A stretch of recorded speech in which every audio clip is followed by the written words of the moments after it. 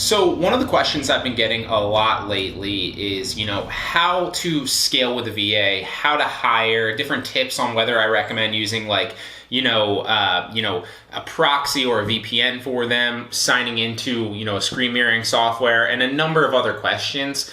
So instead of kind of answering them one by one, I figured I'd just create like a one-stop shop video, and kind of bang out some of the best tips that I think you should kind of keep in mind when hiring or outsourcing jobs, right? And none of these things are, things that I'm just like thinking and like saying you should do. They're all things that I've learned through experience the past, I don't even know what it is, like 4 or 5 months since I've been hiring and building out my own team that does the drop shipping for me, okay? So let's just kind of go through them. I wrote them down. They're a little bit hard to read here, but I'm just going to kind of read them and then kind of elaborate on those points. Literally came up with them last night. So they're all things, like I said, that are really going to help you. And if you have any questions whatsoever, drop them in the comment section down below. I would love to answer them for you, all right? So the first tip is one that I don't see a lot of people doing, and that's pay for production, don't pay hourly, okay? The thing that I realized is, I'd much rather, it's easy for me to quantify like the ROI on a VA's time or a VA's listing if you're paying them for production and not necessarily paying them hourly. Ideally, I understand the attractiveness of paying somebody hourly because you can pay somebody super cheap, like $4 or $5 an hour or something like that, and then you're hiring them for a long period of time, but the production within that time frame isn't, all the way up here because they're getting paid hourly whether they list 5 products or whether they list 50, okay? And so the incentive isn't necessarily there unless obviously you're paying them with an incentive basis as well, okay? I personally like paying them for production and then verifying that they're doing it right and verifying that they're doing it, the way that I've built the system out, because then, I can pay for 20 listings within an hour or 20 listings within 3 hours or whatever it is. And then the VA, as long as they're doing it well and doing it within the system that I built and listing like I've taught them, is incentivized to do it as quickly as possible, and then I can get more listings out throughout the day, right? Rather than me paying them for like an 8-hour window and them getting paid the same amount whether they list 50 in that 8-hour window or if they list, 150, right? It's very, very different. And so I'd recommend paying them for production, A, because it's gonna incentivize them to get them done faster. Then you can obviously outsource and scale your business a lot faster without, whether it's listing or processing orders or whatever it is, right? And on top of that as well, it's easy for you to quantify the ROI on that because you can basically look at it and be like, okay, well, I'm paying my VA X amount a day for them listing, however many they're listing. I'm bringing back, Y amount in profit every single day, so I'm still net positive, and then obviously you're looking at it like a business kind of like that. I did a terrible job of explaining that, but I still hope that you're kind of following that logic, okay? So, like I said, recommendation is pay for productivity, not time, or at least start to think about how you can integrate that into your business model if that's something that you think is attractive, okay? At least test it out. I'm telling you, it works a lot better. I've tried both. Now, if you do pay hourly, one of the issues that you'll run into, as well as I did, because one of the things that I did, when I started to try to pay hourly, is you outsource to somebody that lives in another time zone, right? In a lot of ways, unless you're in the U.S. and you're hiring somebody like in South America or Central America or something like that, where you're similar time zones. Typically, you're going to hire somebody in like the Philippines or India or Pakistan or Russia or something like that, right? And so they're on a completely different time zone, so their day is in the middle of your night. And that's an advantage in a lot of ways because, you can have eyes on your business and be doing things in your business when you're sleeping, right? So somebody else is up while you're sleeping, and that can be an advantage. Although it's a disadvantage for you to verify their production because you're not there watching them. You're not there making sure that they're actually doing what they're saying while you're asleep, right? And so if you do decide to pay, hourly, you're definitely going to want something that's going to be able to track the productivity of the employee that you hire, whether it's, even an employee in a normal company, or if you're outsourcing to a VA, that lives overseas that you actually never really meet in person, right? And so one of the things that I recommend is to use a productivity software. There's many out there. I actually created an entire video on this, so I'll drop a card up in the right-hand corner right now. You can check that video out. And basically what that video will show you is a software on that you can install on computers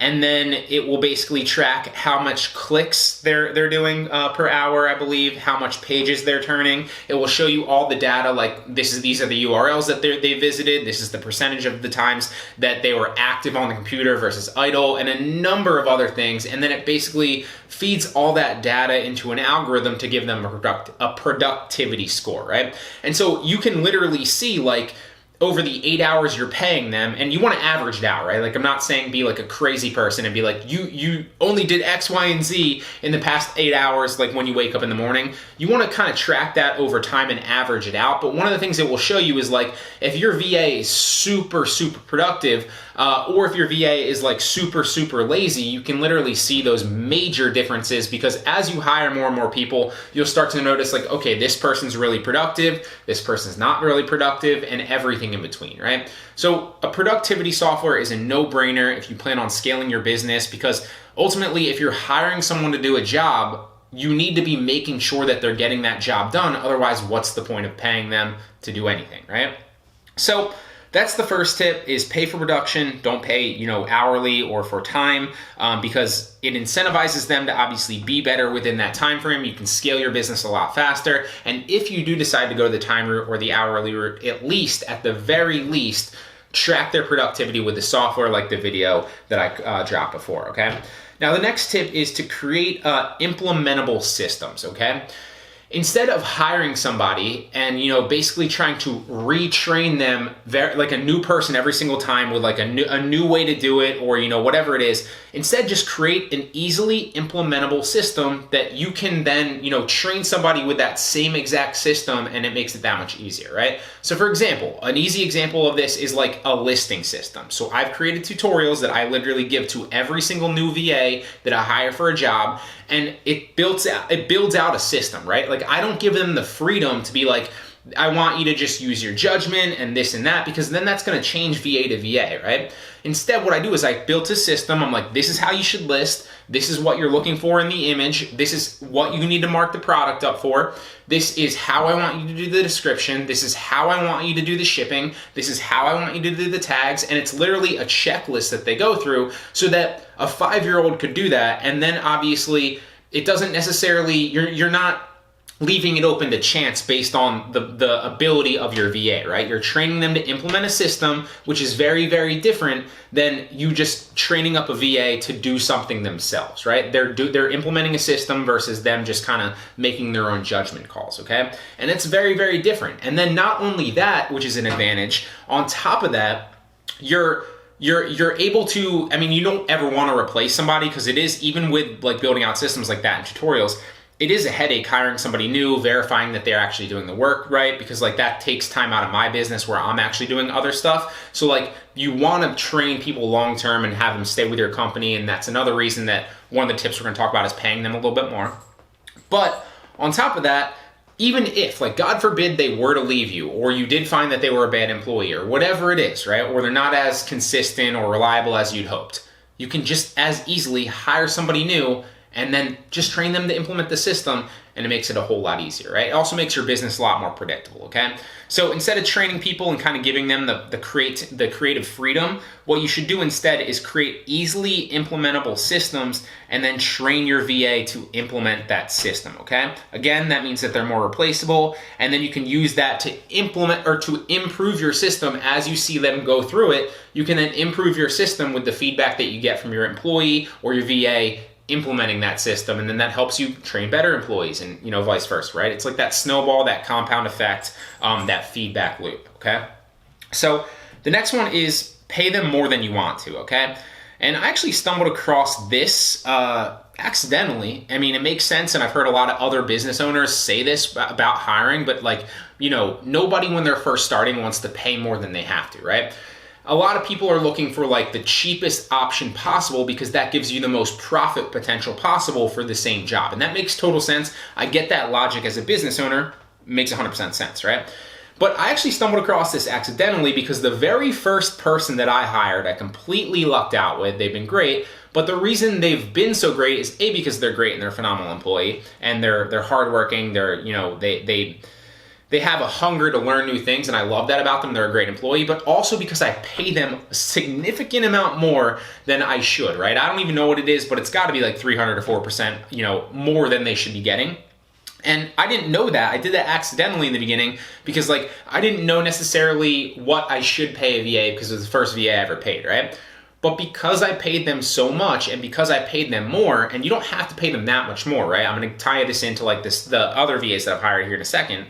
But what I realized is that person's always willing to work. They're always waiting, and ready to work. They're always willing to learn and implement new systems. They're always looking for ways to care and improve my business. They treat it like it's their business.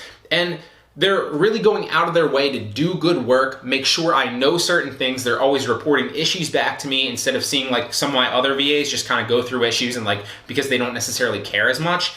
Whereas this person that I'm paying more treats it more like it's their own business because it is their kind of livelihood and they're getting paid a lot more, right? And so you want to think about that. I'm not saying you have to overpay, significantly, but pay people a little bit more than you think the job is worth, or think that somebody in that area of the world would earn or is worth, right?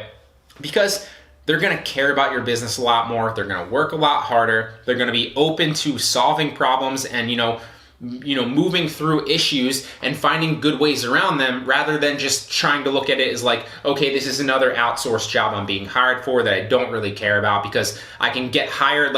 If I put myself in that mentality of somebody overseas getting paid $4 an hour or $5 an hour, right?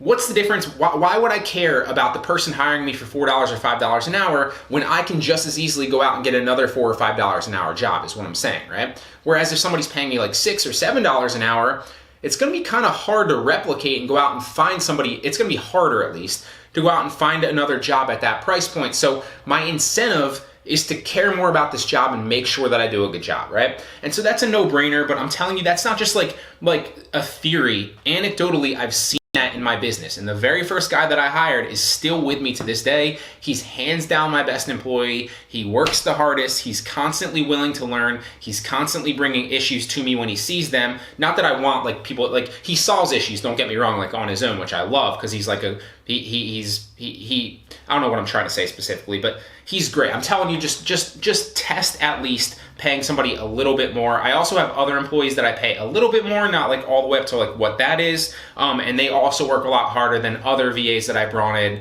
and tested at lower price points, okay? I'm telling you, it's going to make a massive difference in your business. It's going to improve the quality of your business, whether it's the listings, whether it's the customer service, the order processing. Pay them a little bit more, and you will see that reflected in your business, okay? The next thing is to incentivize them, okay? So the way that you can incentivize them, you can do a profit share based on the, the significance that your business brings in at the end of the month. You can, there's a lot of ways to work around that. You can pay them a bonus for hitting a certain amount of listings, or, bringing in a certain amount of money, right? So you can say if my business nets, X amount, then I'll pay you a $100 bonus at the end of the month, or something like that, right? And that incentivizes them to care as well and to continue to work harder because they'll want to earn that bonus, right? It's an incentive-based contract, essentially, right? And you see this all over the place, and it works very, very well when you're hiring as well, okay? And on top of that, one of the other ways that I do it is I'll incentivize them with a raise. So I'll start people off a little bit more, whether that's $4, $5, $6, $7 for whatever the job is, whatever it is, right? And basically what I'll say is, listen, I know that, this is pretty solid right now, but if you help me scale my business and we can scale it, this is what I think we can get it to, right? This is what we're doing now, potentially. This is what I think we can get it to. And if we get it to that, whether that's this month or next month, then we'll consider, talking about giving you a raise and maybe bumping you up $1 an hour, which is a significant amount over, 40, 50, 60 hours a week or whatever they're working. And so that's another way that you can incentivize them. But whatever it is, work incentives into, your VAs and hiring process. It's gonna make your employees care more. It's gonna make them work harder, and it's gonna make their productivity skyrocket, okay? There's 3 more here. So one really briefly I want to touch on is foreign contractor forms. I didn't know about this until my accountant actually told me about it, but like apparently, and like this is not coming from me, I don't know anything about this stuff. I understand like the basics of accounting and the basics of hiring, but like realistically, I'm still very kind of green at it. I don't know that much, and so it was brought to my attention that if you're paying significant amounts of money to like overseas people, and it's not done through like a website like Fiverr or Upwork or anything like that, or onlinejobs.ph, which you shouldn't realistically be paying somebody long-term through those anyway. Like, doesn't make sense if you're building out a long-term hiring relationship.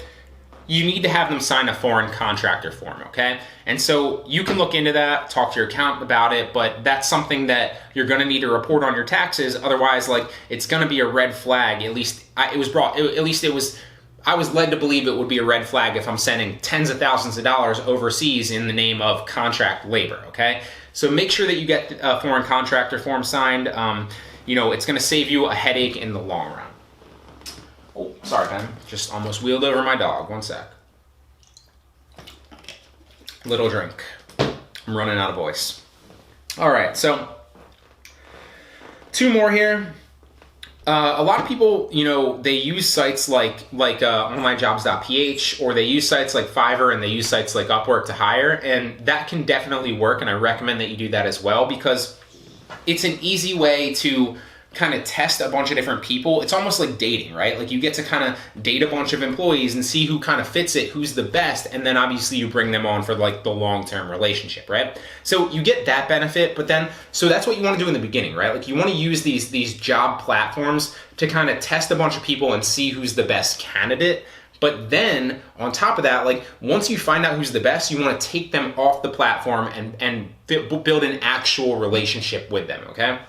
And so what I recommend that you do is, once you take them off the platform, you can pay them directly with I use either PayPal or Western Union. There's a lot of other payment processors out there that you can use. Those 2 work very, very well for me. And it really is a no-brainer at that point to kind of build that long-term relationship, because then like, when you're paying them directly, they're getting a higher percentage, right? So it costs you less because you're not paying the site fee, whether that's onlinejobs.ph, whether that's Fiverr, whether that's Upwork. You're not paying the site fee, so it costs you less to get them to do the job. And on top of that, they net more, so they make more, so they care about your business more, so they work harder, etc., because they're also not getting, the cut in site fee, right? So it's a no-brainer at that point. Use those websites to test people and date, for lack of a better word. But then once you find a good candidate, then bring them off the platform and pay them directly, and then get them on a messaging app as well, like WhatsApp. For a lot of them use WhatsApp. I use WhatsApp. You can also use Facebook Messenger, although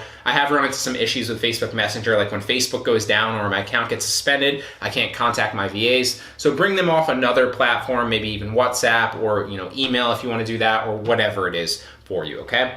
And finally, the last one, and before the last one too, there is one other one that I'm just thinking of now, and that is that I don't recommend that you use a proxy. I've talked about this in other videos, so that's why I didn't kind of add it in here. I don't recommend that you have them log into a proxy from their own computer, because it's going to set off a lot of red flags. I don't think that that's a good idea, and there's not any proxies or VPNs that I really trust to actually do that I don't think Facebook's going to detect, right? Like, you can go that route, you can roll the dice if you want to, but one of the best things that you can do, I'd go pick up a computer right now, but they're over there on their own tables and my VAs are working on them, is just literally have a computer dedicated to a VA or to a task, right? Or even set your computer up at night if you only have one of them, and then use a screen mirroring or a login type of software where they can log into that computer themselves from that software, and then operate your computer with your software on your computer, your IP address, and it's a safer way to do it. And you can use TeamViewer,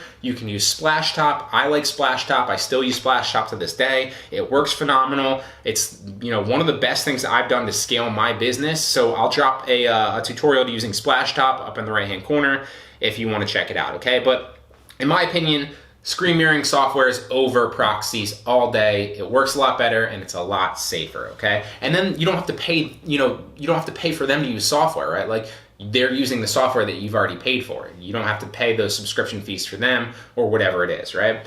And finally, the last one is to trust but verify, okay?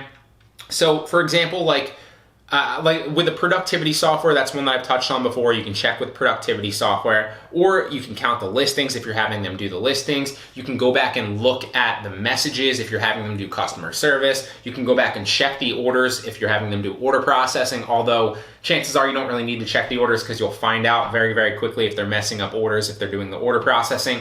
So what I'm saying is trust your employees. You don't want to be like the overbearing, like micromanaging boss that's like, you need to do this, this, and this, and like you're always critiquing them. You need to give them the space to make mistakes, learn from their mistakes, and you need to trust them, right? But at the same time, it's like Ronald Reagan said, like trust but verify, right? Like you need to give them the space to trust, you need to give them space and trust them, but at the same time, you then need to verify that they're actually getting the job done, getting it done right, and doing the work that you're paying them to do, right? You're hiring them for a job, and so that's what matters, okay? And there's many ways that you can trust, or there's many ways that you can verify, but regardless of what it is, figure out a system that works for you and then go out and implement it, all right, guys? So I think that was, what was that, 8 overall. It was really 7, but I added the 8th one in there. So 8 tips for hiring a VA and scaling your business. Really hope it helps. Really hope you enjoyed that video. If you're brand new to dropshipping, I recommend that you get started with ZDrop. It's a software that'll help you run and scale your entire dropshipping business for just over $10 a month. I still use it every single day in my own business, and it's a no-brainer, okay? It'll make your listing, customer service, order fulfillment, and a number of other things a lot faster and a lot easier, okay? Now, ultimately, the quickest way to get from where you are now to a dropshipping business that's paying you consistently every month is to simply enroll in my Dropship Pro course. Both of those things are linked directly down in the description below. And if you have any questions, please let me know in the comments, and feel free to check out some of the other videos that are on this channel on e-commerce, dropshipping, and a number of other things, all right? See you in the next one.